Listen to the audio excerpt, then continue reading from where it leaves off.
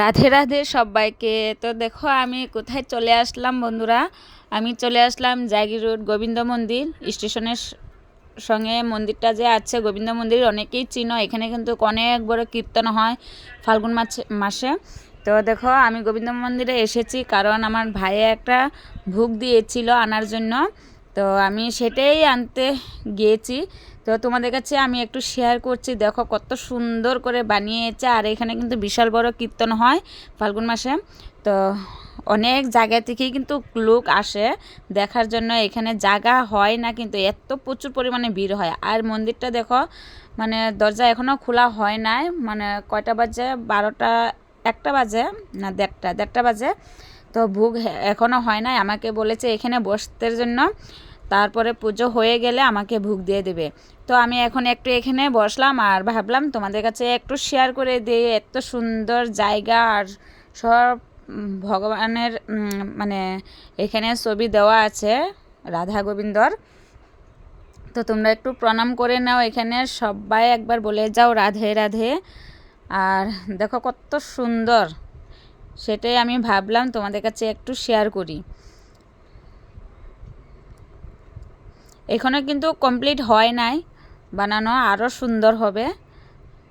এখনও মানে কাজ চলতেই আছে।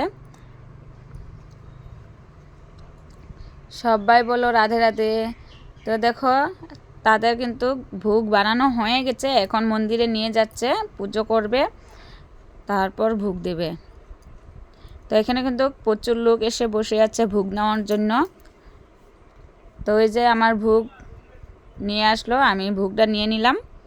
আর আমি আগে ভাবতাম মনে হচ্ছে কীর্তনের সময় ভোগ দেয়, কিন্তু না, এটা কিন্তু সব সময় আনা যায়। তো ভাইয়ে আনতে বলেছিল, আমি গিয়েছি আনার জন্য। তো আমি দেখো নিয়ে চলে যাচ্ছি ঘরে।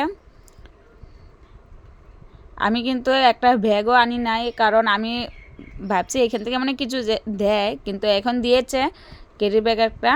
তো এই ক্যারি ব্যাগে করে কিন্তু আমি এনেছি। তো ভাইকে দিলাম, সারা দিন ভাই উপাস ছিল।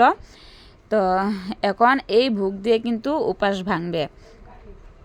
তো দেখো কি সুন্দর ভোগ। তোমরা কে কে ভালোবাসো এই গোবিন্দর প্রসাদ খেতে? তো আমি তো খুব ভালোবাসি। তো দেখো আমার ছেলেও কিন্তু উৎপাত লাগিয়ে দিচ্ছে। আর এখন দেখো 5টা বাজে, 5টার সময় সারা দিন উপাস থেকে আর আমার ভাই এখন এই ভোগ দিয়ে উপাস ভাঙবে। তো আমার ছেলে উৎপাত লাগিয়ে দিচ্ছে, কখন খাবে, খুব ভালোবাসে এই গোবিন্দর ভোগ। তো আমারও ভালো লাগে। আর তোমরাও কে কে ভালোবাসো কমেন্টে একটু জানিয়ে যেও।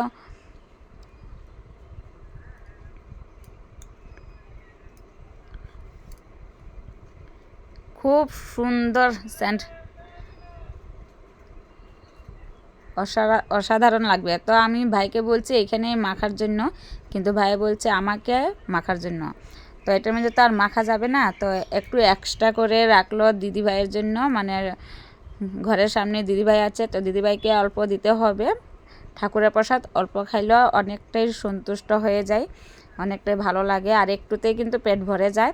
তো একটু এক্সট্রা করে এই দিদিভাইয়ের জন্য রাখা হয়েছে।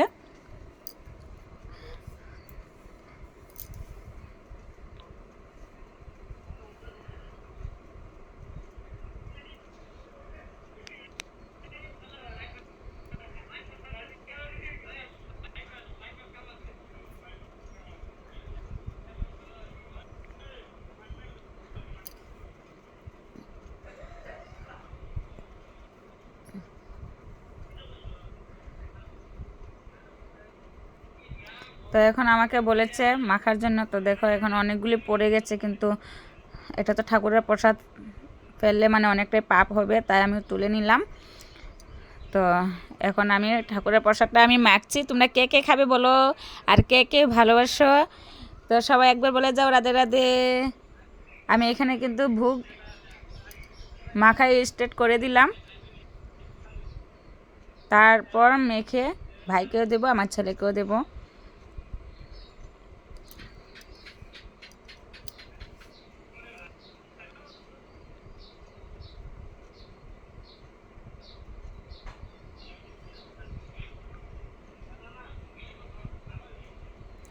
হরে কৃষ্ণ হরে কৃষ্ণ কৃষ্ণ কৃষ্ণ হরে হরে হরে রাম